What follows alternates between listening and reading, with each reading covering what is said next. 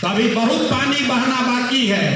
आपको सिर्फ इतना ही आग्रह करने आए हैं कि अब समय आ गया ये देखने का, समझने का कि समाज में कौन कौन से लोग जन सुराज से जुड़ रहे हैं, और ये तय करने का कि जब सारा समाज जन सुराज से जुड़ रहा है तो कहीं मुसलमान किनारे ना बैठा रह जाए। बस यही आपसे आग्रह करने आए। और हमारे कहने पर मत जुटिए, आपके इलाके में खुलकर चर्चा कीजिए, भाई किसको वोट दे रहे हो। अगर सारे लोग कह रहे हैं कि जन सुराज को दे रहे हैं तो मेरा आग्रह बस इतना ही है कि आप पीछे मत रहिए। इसलिए नहीं कि प्रशांत किशोर कह रहे हैं, मेरे भाई आपको हक के साथ खड़ा होना बताया गया। हक के साथ खड़ा होइए, हक के साथ खड़ा होकर ही आगे का रास्ता निकलेगा। हकुल अल्लाह के साथ हकुल इबाद को अदा करने का भी अब आपका समय है। अब अपने समाज के लिए भी कुछ करना है। नमाज आपने पढ़ लिया, नमाज आप पढ़ रहे हैं, रोजे रख रहे हैं, हज पर जा रहे हैं, लेकिन आपको बताया गया है कि हकुल उल्लाह भी तब तक नहीं एक्सेप्ट होगा जब तक कि समाज के लिए आप कुछ नहीं कीजिएगा। तो हकुल इबाद अदा करने का अब समय आया। अब वो समय आया है कि बिहार के समाज को सुधारने के लिए आप भी कंधा लगाइए। सिर्फ अपने हिस्सेदारी की बात मत कीजिए, सिर्फ अपने बच्चों की बात मत कीजिए, पूरे बिहार के बच्चों की बात कीजिए। आपका हक तो मिलेगा ही मिलेगा, कोई उसको नहीं रोक सकता है। हमने पहले ही कहा, तो फिर से बैठकर ये न कहें कि 40 सीट मिलेगा कि नहीं मिलेगा। अरे भाई वो तो हो गया, वो कहानी खत्म हो गई। 40 सीट आपको मिलेगा ही मिलेगा, उसके लिए कोई पैरवी करने की, बैठक करने की जरूरत नहीं है। उसके लिए पैरवी करने की जरूरत नहीं है। जरूरत इस बात की है कि अब आप समाज के प्रति अपने जवाबदेही का हक अदा कीजिए। किनारे मत बैठे रहिए। इस लड़ाई में अल्पसंख्यक बनकर मत बनिए, मुसलमान बनकर हिस्सा लीजिए। अपने आप को अल्पसंख्यक कहना बंद कीजिए। बिहार को बनाने में जब ये इतिहास लिखा जाए कि जब ये नई चीज खड़ी हो रही थी तो मुसलमानों ने भी अपना खून पसीना बहाया था इसको बनाने में। इसीलिए आपको फिर से आज दोबारा निमंत्रण देने आए। जब आजादी की लड़ाई लड़ी गई, भले मुस्लिम लीग अलग रहा हो, भले पाकिस्तान बन गया हो, लेकिन आज भी मुसलमान गर्व से कहता है कि इस देश की लड़ाई में, इस देश की आजादी की लड़ाई में हमारे पुरखों ने भी खून पसीना बहाया है। तो मेरे भाई आप किनारे ना रह जाओ, इसलिए आपको निमंत्रित कर रहे हैं। फिर से आइए, इसको फिर से एक बार अपने अनुभव के, अपने ज्ञान के, अपने अच्छे बताए हुए रास्तों के कसौटी पर इसको कसिए, और अगर ठीक लगे तो इसमें जुड़िए, इसको अपना बनाइए। प्रशांत किशोर के लिए नहीं, सिर्फ मुसलमानों के लिए नहीं, बिहार के हर उस गरीब के लिए, हर उस बच्चे के लिए, हर उस समाज के लिए जो बिहार में परिवर्तन चाहता है, बिहार में बदलाव चाहता है। कल होकर ये बात न हो कि मुसलमानों ने इसलिए साथ दिया जन सुराज का क्योंकि जन सुराज ने उनको 40 टिकट दिया। ये बात होनी चाहिए कि मुसलमानों ने जन सुराज का साथ इसलिए दिया क्योंकि ये समाज के लिए सही रास्ता है, बिहार के लिए सही रास्ता है। आप सिर्फ अपनी बात मत करिए, आप दूसरों की भी चिंता कीजिए। हमारी माँ बताती थी कि जो लंगर बांटता है वो भूखे नहीं मर सकता है, जो लंगर चला रहा है वो भूखे नहीं मर सकता है, जो दूसरों की चिंता करेगा वो उसकी चिंता ऊपर वाला करेगा। आप अच्छे बुरे की जरूर पहचान कीजिए। अगर हम लोग में कोई गलती है, कमी है, उसको जरूर बताइए। अगर हम लोग की ईमानदारी और शुद्धता में, हम लोग के प्रयास में कोई कमी नहीं है, अगर उसमें आपको सच्चाई और ईमानदारी दिखती है तो आप इसमें जुड़िए। इसलिए नहीं कि मुसलमानों का भला हो, जुड़िए इसलिए नहीं कि आपका अपना और अपने बच्चों का भला हो, जुड़िए इसलिए कि बिहार का भला हो। अगर बिहार का भला होगा तो उसमें सबसे बड़ी आबादी आपकी है, आपका भला अपने आप होगा। अगर बिहार से पलायन रुकेगा तो सबसे ज्यादा मुस्लिम बच्चे ही होंगे जो अपना घर परिवार छोड़कर बाहर नहीं जाएंगे।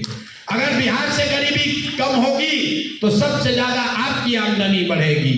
अगर बिहार में शिक्षा सुधरेगा तो सबसे ज्यादा मुसलमानों की हालत सुधरेगी। और सबसे बढ़कर पूरे देश में बिहार के, आज जैसे हम कहानी सुना रहे हैं बंगाल के मुर्शिदाबाद के मालदा के मुसलमानों का, वैसे ही पूरे देश में ये कहानी, ये किस्से कहे जाएंगे कि जो मुसलमान 30 बरस तक लालटेन के साथ किरासन तेल बनकर जलते रहे, 3 बरस तक उन्होंने जंग सुराज को जांचा, परखा, देखा और फिर देखने समझने के बाद जिस दिन उनको लगा कि नहीं ये सही रास्ता है, उसके बाद मुसलमानों में कोई हिचकिचाहट नहीं रही। मुसलमानों ने इसको अपने कंधे पर बैठा कर आगे पार कराया।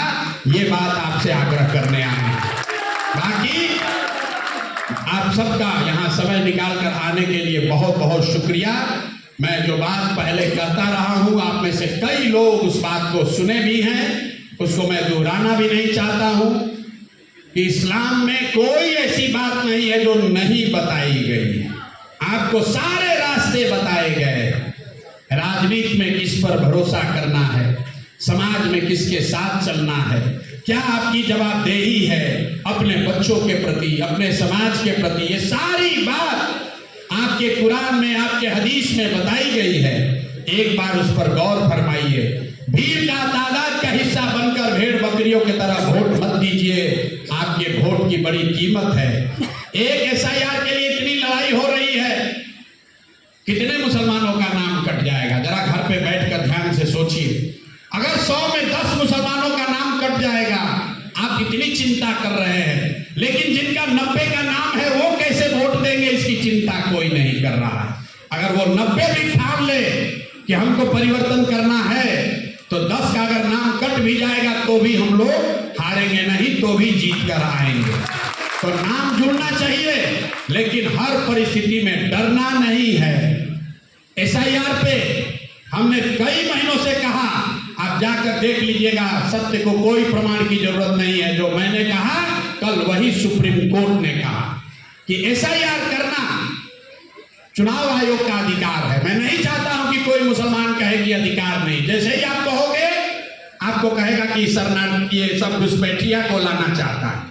एसआईआर करना चुनाव आयोग का अधिकार है, लेकिन उस अधिकार में ये शामिल है कि जब उस अधिकार का उपयोग कीजिए तो किसी गलत के नाम आप काट नहीं सकते हैं। जिसका नाम काटिए उसका नाम प्रकाशित करो, उसको मौका दो ताकि वो कागज पत्तर लाकर दिखा सके, पूरा समय दो। इसलिए एसआईआर से डरिए मत। चुनाव आयोग को नागरिकता तय करने का कोई अधिकार नहीं है। ये मैं नहीं कह रहा हूं, सुप्रीम कोर्ट ने आज से 4 साल पहले कह दिया। तो आपको ये डराया जा रहा है, अरे एसआईआर में नाम कट जाएगा। ये डर की राजनीति से निकलिए और उस बात को फिर से अपने जीवन में लागू कीजिए कि अल्लाह को छोड़कर किसी से डरने की जरूरत आपको नहीं है। एसआईआर क्या डराएगा? आपने 10-15 वर्ष भाजपा का शासन देख लिया, बड़े बड़े कांग्रेस के राज के भी आपने दंगे देख लिए, आपने इतनी परिस्थिति देख ली, आपने सीए एनआरसी देख लिया, किसी से नहीं डरे। तो एसआईआर क्या डराएगा आपको? 2-4-5 लोगों का नाम काट देगा। तो हम लोग संकल्प लेंगे कि जितना आदमी का नाम है, एक भी वोट घर पर नहीं बचेगा। 100 आदमी 100% जाकर हम लोग वोट करेंगे, एक को नहीं कम पड़ेगा। और भरोसा रखिए, चुनाव आते आते एक आदमी का भी नाम कटने वाला नहीं है। जिसका नाम कटा है तुरंत बताइए हम लोगों को, क्योंकि ध्यान रखिए, इलेक्शन कमीशन को नागरिकता तय करने का अधिकार नहीं है। वो अधिकार सिर्फ और सिर्फ होम मिनिस्ट्री को है। इलेक्शन कमीशन ने जो 11 डॉक्यूमेंट जारी किए हैं, जिस पर आप वोट देते रहे हैं, उस 11 डॉक्यूमेंट में कोई भी डॉक्यूमेंट आपके पास है तो कितना भी नाम काट ले, अंत आते आते उसको वोट देने का अधिकार मिलेगा ही मिलेगा। इसलिए डरना नहीं है, बिल्कुल वोट पड़ेगा। वोट सही से पड़े ये जरूरी है। जो लोग वोट देने, जो घरों में कोई ना बैठा रह जाए, जो निकल कर जाए, वो सही आदमी का चुनाव करे। एसआईआर पहले तो नहीं हुआ, 2003 में हुआ था। 2003 के बाद क्या आपको राजनीतिक सफलता मिली? क्या आपकी दशा सुधर गई? क्या आपके हिसाब से लोग चुनकर आ गए? तो सिर्फ एक एसआईआर से कुछ बात नहीं बनने वाली है। एसआईआर पे लड़ाई जारी रहे, लेकिन उससे बड़ी लड़ाई है कि जिनको वोट का अधिकार है, जिनके पास, जिनका इलेक्टोरल रोल में नाम है, वो कहीं गलती न करे, वो गलत लोगों का चुनाव न करे, वो सही लोगों का चुनाव करे। और यहाँ मुसलमानों के बीच में मैं बोल रहा हूं, अभी भी अगर आपको लग रहा हो अरे भाई ये लोग खड़ा होंगे, मुसलमान का वोट कट जाएगा। हमने बापू सभागार में घोषणा की थी कि अगर आपको ये लगता है, आपको राजद और इंडिया गठबंधन वालों को मैं खुली चुनौती दे रहा हूं, जहां पर भी मुस्लिम विधायक उनके हैं, जहां पर भी इंडिया अलायंस के मुस्लिम विधायक हैं, या जहां पर भी वो मुसलमानों को उम्मीदवार घोषित पहले कर दे, हम वहां से मुसलमान नहीं लड़ाएंगे, हम हिंदू ही लड़ाएंगे। आप घोषित करके दिखाओ, आप घोषित करके दिखाओ। भैया ये घोषित नहीं कर सकते हैं, ये घोषित नहीं कर सकते हैं। हम सोच समझ के बोल रहे हैं, क्योंकि जहां आपका वोट है वहां पर ये आपको टिकट देते ही नहीं है, आगे भी नहीं देंगे। और अगर देंगे तो हम तो मन से बोल रहे हैं, टीवी कैमरा सब ऑन है। मेरे भाई, जहां पर मुसलमानों की आबादी है उसको टिकट दे दो, जनसुराज वहां हिंदू लड़ा लेगा, तू मुसलमान लड़ा के जिता दो। मेरे भाई ये न देने वाले। जहां पर आपकी 60,000, 70,000, 80,000, 1 लाख की आबादी है, वहां पर ये अपना दूसरा लड़ाते हैं। और जहां 30,000, 40,000 की जहां आपकी आबादी है, वहां आपको लड़ाता है। आप चुनाव हार जाते हैं, आपके मन में भी धीरे धीरे बात बन गया है कि मुसलमान तो नहीं लड़ेगा। तो जहां 60-70,000 मुसलमान है, वहां पर भी मुसलमान आकर हम लोग को कहता है कि भैया हिंदुए लड़ाइए, हम लोग पीछे से रहेंगे, नहीं तो बड़ा पोलराइज हो जाएगा। हमको पोलराइजेशन का कोई खतरा नहीं है, हम ये बात नहीं करते हैं, पोलराइजेशन वगैरह की बात नहीं करते हैं। बिल्कुल टोपी पहनकर आयत भी पढ़ते हैं, हदीस की भी बात करते हैं, मुसलमानों के साथ भी बैठते हैं, और साथ में हिंदुओं का एक बड़ा तबका भी हमारे साथ है। कोई हमको हिंदू मुसलमान करने की जरूरत नहीं है। इसलिए मेरे भाई आपसे विनम्र आग्रह है, आने वाले 2-3 महीने ध्यान से चीजों को होते हुए देखिए, किनारे मत बैठिए, देखिए। सभा में नहीं आना है मत आइए, हम आपको खुले मन से कह रहे हैं, आप हमारे भीड़ का हिस्सा मत बनिए, हमारी सभाओं में मत आइए। सभा के किनारे बैठकर देखिए तो कि क्या हो रहा है, कम से कम देखो तो सही भाई कि कैसे एनडीए को नीचे से काट कर खत्म किया जा रहा है। कैसे एक आदमी, एक हिंदू जो कहता है मोदी का वोटर है, हाथ उठाकर कह रहा है कि नहीं वोट बिहार का है तो फैक्ट्री भी बिहार में लगना चाहिए, गुजरात में।